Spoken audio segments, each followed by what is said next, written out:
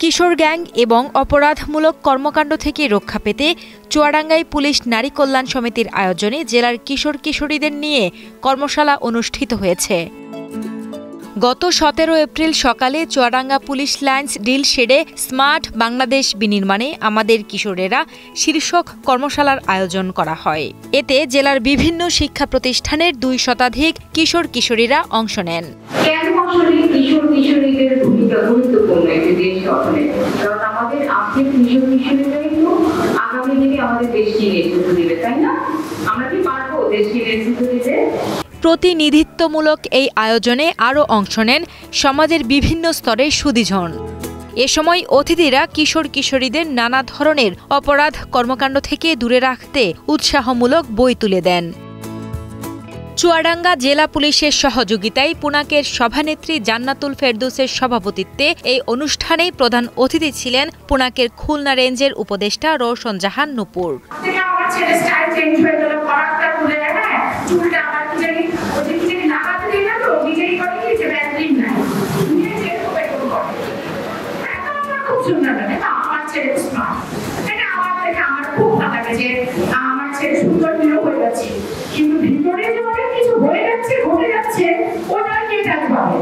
অনেক রঙিন জিনিসের প্রতি আগ্রহ তৈরি হয়। এই নেগেটিভ এবং রঙিন জিনিসের প্রতি আগ্রহ থেকে আমাদের তৈরি হয় অপরাধ প্রবণতা, যেটাকে আমরা বলছি কিশোর অপরাধ। এই কিশোর অপরাধ আসলে শুরু হয়েছিল 90-এর দশকে। 1, 2, 3 ঢাকায় জমি জিতে নিন 100% ক্যাশব্যাক সহ 20 কোটি টাকার পুরস্কার। আলোচনায় অংশ নেন জেলা লিগ্যাল এইড অফিসার ও সিনিয়র সহকারী জজ সাইফুদ্দিন হোসেন, দর্শনা সরকারি কলেজের উপাধ্যক্ষ মফিজুর রহমান, চুয়াডাঙ্গা সদর হাসপাতালের গাইনি বিভাগের senior consultant doctor Aklima Khatun, Chuadanga সমাজসেবা অধিদপ্তরের উপপরিচালক সিদ্দিকা সোহেলি রশিদ সহ সমাজের বিভিন্ন গুণীজনেরা।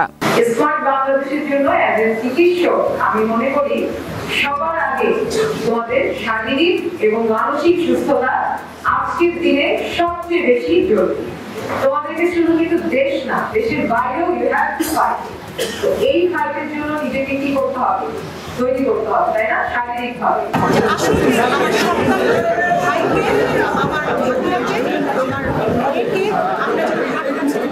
তোমাদের সহপাঠী যারা আছেন, স্কুলের প্রতিবেশী বন্ধু-বান্ধব আছে, তাদের সাথে আলোচনা করবেন এই জিনিসগুলো যে কি কি হলো, সেই আলোচনা হলো আমরা কি করবো, আমাদের আচরণ কিভাবে হবে, কিভাবে আইন সহায়তা পেতে পারি, আমরা যেন বিপদে না পড়ি, সেইভাবে চলা সবার সাথে তোমরা সেগুলো শেয়ার করবে, তাহলে আমরা সাকসেসফুল। কর্মশালায় উপস্থিত বক্তারা জানান, কিশোর কিশোরীরা বর্তমানে নানা ধরনের অপরাধের সাথে জড়িয়ে পড়ে।